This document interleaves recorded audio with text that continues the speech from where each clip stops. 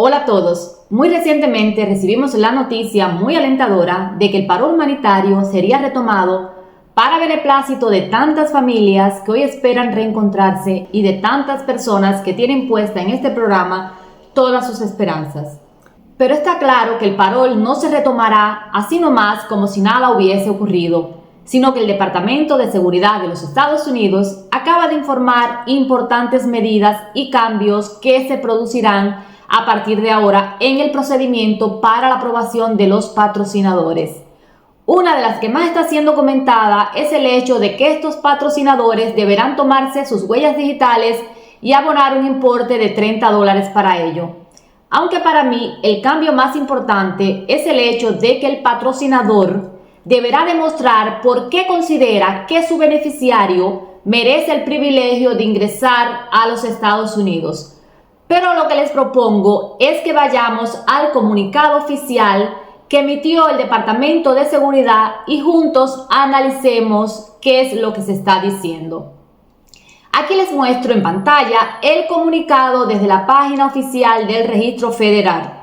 Claro, traducida al español para que todos podamos entender. Aquí les muestro en pantalla este comunicado que dice que fue emitido por el Departamento de Seguridad Nacional, Servicio de Ciudadanía e Inmigración de Estados Unidos. Si seguimos bajando, nos encontramos con un resumen donde lo más importante aparece en la última línea y dice así: el UCIS solicita que la OMB apruebe esta revisión de emergencia antes del 20 de septiembre de 2024. Después, en la información complementaria, nos vamos al punto 4, que es a mi entender lo que realmente nos interesa. Y vamos a ir leyendo y analizando. El Servicio de Ciudadanía e Inmigración de los Estados Unidos, UCIS por sus siglas en inglés, utiliza el formulario I-134A para determinar si una persona con sede en los Estados Unidos cumple con el requisito necesario para actuar como partidario. Disculpe la traducción, esto sería para actuar como patrocinador del beneficiario nombrado en el formulario I-134A durante la duración de su estadía temporal en los Estados Unidos. Ojo, muy importante. Esto incluye la recopilación de información para realizar controles de seguridad y evaluar si el patrocinador tiene suficientes recursos financieros y acceso a esos fondos para apoyar al beneficiario. Esto para mí deja muy claro que los patrocinadores serán llamados para que muestren evidencia real, demostrable de esos fondos o de ese dinero que dicen tener. Y continúa. Así como para obtener información sobre si el beneficiario merece un ejercicio favorable de discreción según el estándar de libertad condicional legal. Esta parte es importantísima porque al parecer ahora los patrocinadores tendrán que fundamentar por qué ellos sostienen que sus beneficiarios o personas a las que están patrocinando realmente merecen y cumplen los requisitos para entrar a los Estados Unidos. Creo, y es mi opinión muy personal, que esto se hará por las tantas denuncias de personas que se han quejado de que muchas personas que no merecían entrar a los Estados Unidos se les ha aprobado el parol. Así que creo que esto es un claro indicativo de que UCI será mucho más exigente y profundizará en la investigación a las personas antes de darle el visto bueno. Y esto lo vuelve a enfatizar en el párrafo siguiente y leemos: el formulario I-134A es presentado por una persona con sede en los Estados Unidos, el patrocinador potencial, para solicitar ser patrocinador, acepta brindar apoyo financiero al beneficiario nombrado en el formulario durante la duración del periodo de estadía del beneficiario en los Estados Unidos y proporcionar información sobre por qué el beneficiario justifica una concesión discrecional de libertad condicional.